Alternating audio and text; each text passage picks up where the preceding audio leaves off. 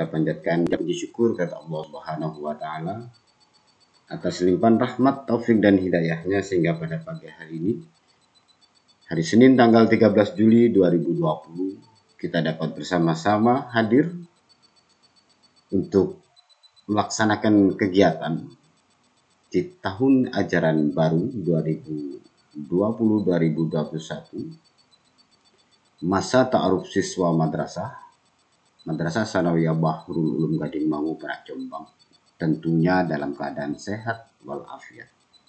Mudah-mudahan ini semua membawa keberkahan kepada kita semuanya. Salawat dan salam semoga tetap terlibat curahkan kepada junjungan kita Nabi besar Muhammad SAW yang telah membimbing umatnya ke jalan yang biasa kita harapkan, kita ajeng-ajeng syafaatnya di kelak kemudian hari.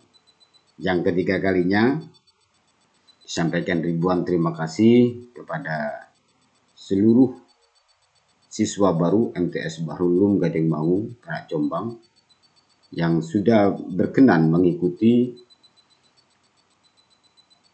materi. Dan ini semua adalah awal yang baik, awal yang bagus untuk kita semuanya.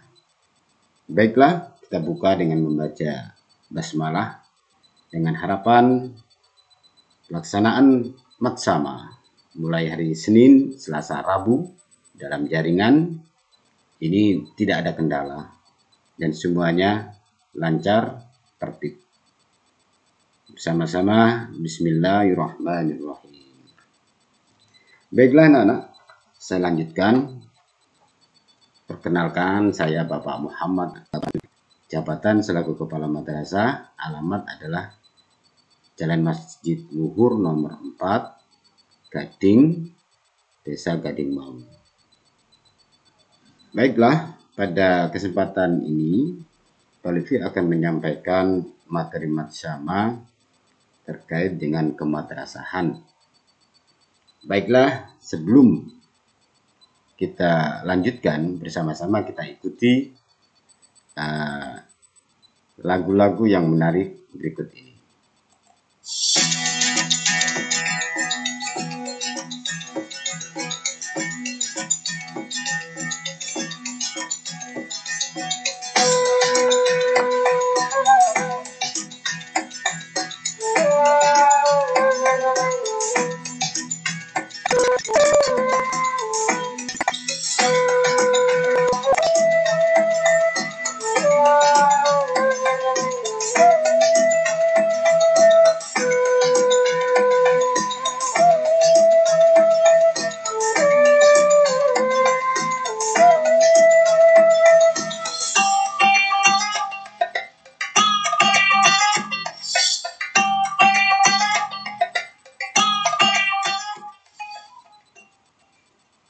Oke, barisan bersama-sama ya, sudah kita saksikan.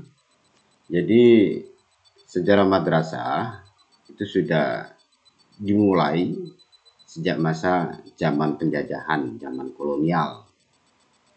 Akan tetapi pendidikan Islam pada saat itu adalah hanya terbatas pesantren dan surau. Surau kalau istilah kita ya Jawa itu ya semacam musola, kemudian langgar yang kita kenal itu istilah bahasa Jawa itu, dan ini sifatnya sangat tradisional. Kemudian pada tahun 1909 sebagaimana tadi yang barusan kita saksikan adalah berdiri Madrasah Ahmadiyah, tepatnya di Kota Padang, Sumatera Barat, yang didirikan oleh Syekh Abdullah. Lanjut sampai 1910, sebagaimana tadi intinya terus berjalan sampai pada 1926 yang lahirlah organisasi besar di Indonesia ini, yakni Jam'iyah Nahdlatul Ulama yang berdiri di kota Surabaya, yang didirikan oleh Al-Maghfurlah Kiai Haji Hasyim Asy'ari dan Kiai Haji Wahab Hasbullah. Itu anak-anak sejarah berdirinya madrasah di Indonesia. Kemudian sampailah pada tahun 1969 itu kemudian Madrasah Tsanawiyah Bahrul Ulum juga mengikuti perkembangan dan didirikan oleh sesepuh-sesepuh yang ada di desa Gading Maui. Di mana sesepuhnya itu adalah ada keterkaitan dengan Madrasah Bahrul Ulum Tambak Beras atau katakan alumni ya. Sehingga kenapa dinamakan dengan Madrasah Tsanawiyah Swasta Bahrul Ulum, karena ada hubungan eratnya dengan pondok pesantren Tambak Beras. Baik, kita lanjutkan, itu sejarah singkat saja. Kemudian kita akan lanjutkan dengan bahasan berikutnya adalah terkait tata tertib, kemudian struktur tenaga pendidik dan kependidikan di MTS Bahrul Ulum Gading Maui. Baiklah, ini jadwal mat sama kita ya. Nah, semacam demikian ini yang tentunya sudah disampaikan melalui media media daring, bisa WhatsApp dan jenisnya, tapi yang paling murah itu WhatsApp yang kita pakai. Langsung kita kepada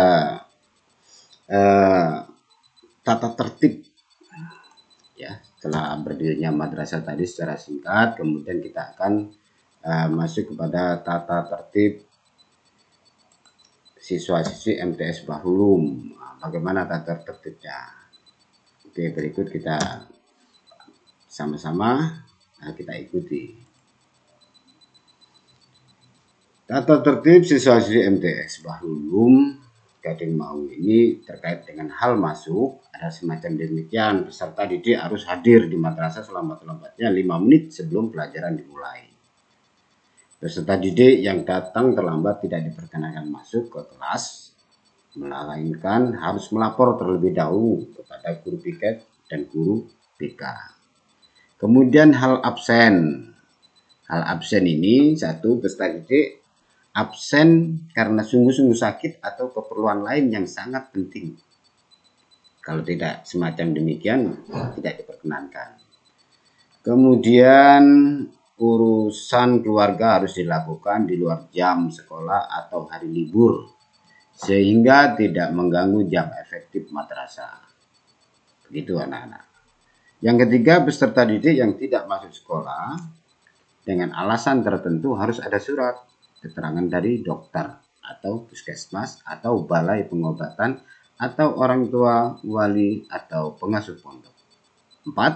Peserta didik tidak boleh meninggalkan madrasah selama jam pelajaran berlangsung tanpa izin kepala madrasah atau BP atau guru piket. Peserta didik yang izin selama 7 hari dalam 1 semester tanpa ada keterangan tertulis atau selama 10 hari dengan alasan izin bukan karena sakit, maka tidak diperbolehkan mengikuti semester kecuali dengan mendatangkan atau sepengetahuan orang tua. Kemudian apabila setelah surat pemanggilan dengan mendatangkan orang tua, wali murid dan yang bersangkutan masih melanggar poin 5, maka siswa-siswi yang bersangkutan diputuskan drop out oleh madrasah tanpa surat pemberitahuan kepada pihak orang tua wali murid. Kewajiban peserta didik: 1. Taat, patuh, serta hormat kepada kepala madrasah, guru, dan pegawai. Ikut bertanggung jawab serta pemeliharaan kebersihan dan keindahan lingkungan sekolah. Ikut bertanggung jawab terhadap keamanan dan ketertiban madrasah. Apabila terjadi kekosongan jam pelajaran, pengurus kelas wajib melapor kepada guru piket. Ikut bertanggung jawab atas kelancaran dan ketertiban kegiatan belajar mengajar.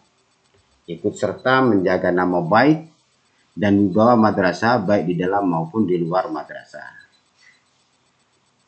Kemudian menggalang kerjasama dan kesetiakawanan sesama murid. Melengkapi diri dengan keperluan madrasah. 9. Menempatkan kendaraan di tempat yang telah ditentukan dan dalam